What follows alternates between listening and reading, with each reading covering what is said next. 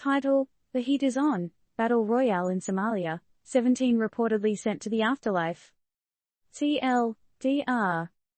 Expect no chill in Somalia as a full-on throwdown between Somalia's army and Al-Shabaab resulted in a 17-player kill streak, according to one spectator.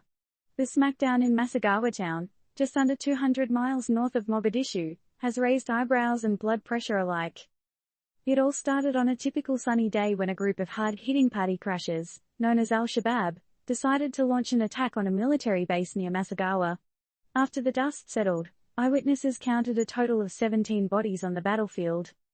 Now, before we jump into the gory details, keep in mind we're not condoning violence or promoting it as a source of entertainment.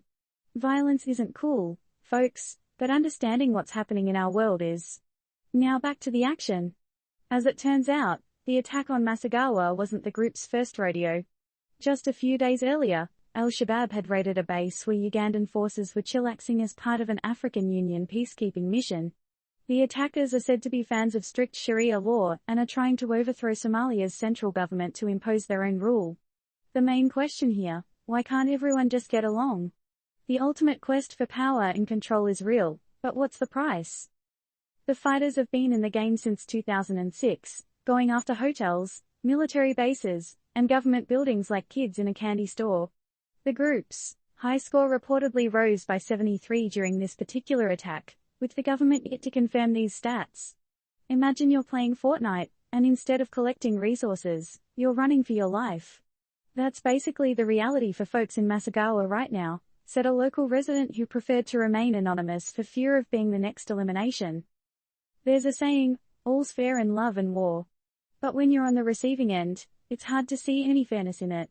Soldiers sign up to protect their land and their people, not to end up as statistics in a clash of ideologies. And that brings us to the ultimate question: what's the endgame here? Does anyone really win in a war? Or is it just a never-ending cycle of revenge and bloodshed, leaving behind nothing but scars and stories of what once was? So, here's a thought: instead of focusing on the score, why don't we focus on the game? How can we bring about change and end this conflict? What are your thoughts on what can be done to bring peace to Somalia? Disclaimer: this report is based on available information and does not endorse or promote any form of violence.